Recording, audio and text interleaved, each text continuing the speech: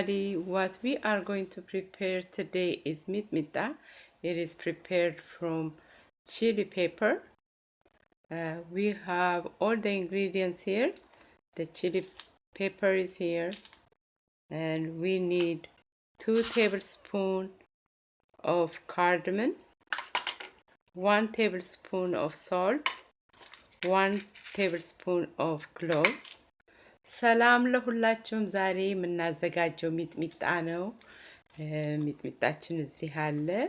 እዚህ ጋር ደግሞ ኮረሪማችን አለ። 2 የሾርባ ማንኪያ ኮረሪማ፣ 1 የሾርባ ማንኪያ ጨው፣ 1 የሾርባ ማንኪያ ቅርንፉድ አለን። After we clean it, we will cut the stem like this.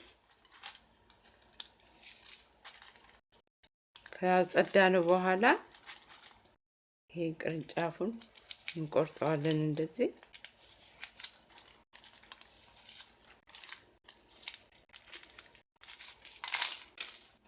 እንደምታዩት ኦቨን ውስጥ አስገብቻለሁኝ 250 ዲግሪ ላይ አድርጌ ከአንድ ሰዓት በላይ ሊወስድ ይችላል።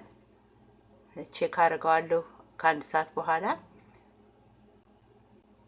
I just put it in the oven for about 1 hour. I'll check it after 1 hour. ቅመሞችን ሞቅ ካረኩ በኋላ ጨውን ጨምሬያለሁኝ። አሁን ትንሽ ሞቅ ካለ በኋላ አውጥቼ እፈጨዋለሁ። I just warm up the spices together. Then I added the salt. Now I will grind it all together. ቅመማችን ቆንጆ ሆኖ ደቆልናል። It's grinded very well. So ሚጥሚጣችን አሁን ከኦቨን ውስጥ ወጥቷል። ከወጣም በኋላ በትሪው ላይ እንዳለ አቆየሁት በደንብ ድርቅ እንዲል። አሁን በደንብ ደርቋል እንደምታዩት።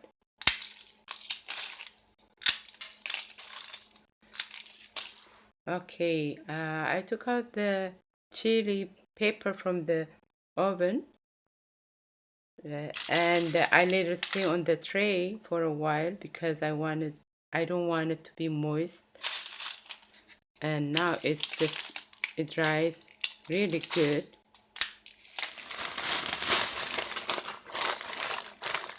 Press it like this.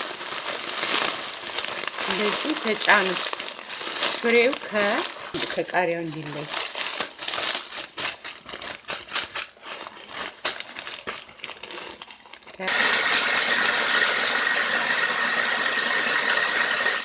አሁን የተፈጨውን ቅመም እጨምራለሁ። I'll add the grinded spice.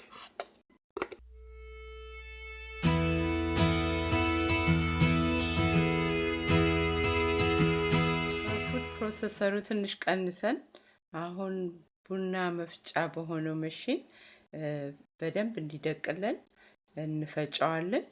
ይህን መፍጫ የምጠቀመው ለቅመሞች ብቻ ነው። Right now to get the very extra fine mitmita, we will grind it in the coffee grinder. I use this grinder only for spices.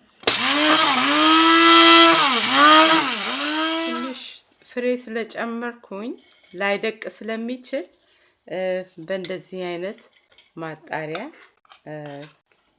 አጣራዋለሁ. Just in case if the seed is not grinded very well. So to separate it from the chili powder,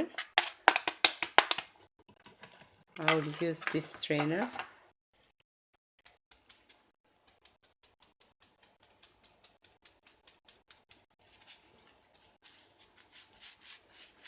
Actually, not that much.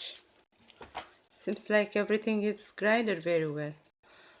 በጣም ቆንጆ ነው ማለት ነው። የደቀቀው ምንም የለውም።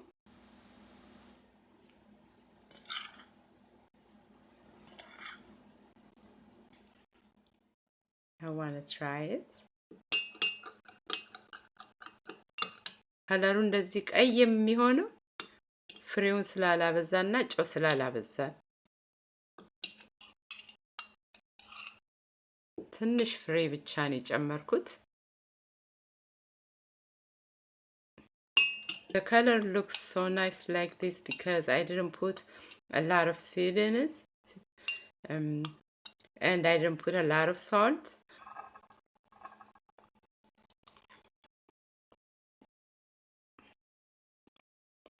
It tastes really good. በጣም ይጣፍጣል። እሺ በጣም አመሰግናችኋለሁ ስላያችሁ። ይህን ቪዲዮ ለጓደኞቻችሁም ሼር አድርጉ። በሚቀጥለው ቪዲዮ እስከምንገናኝ ደህና ቆዩኝ። Alright, thank you for watching. If you haven't subscribed yet, subscribe and share it to your friends. Thanks again. Bye bye.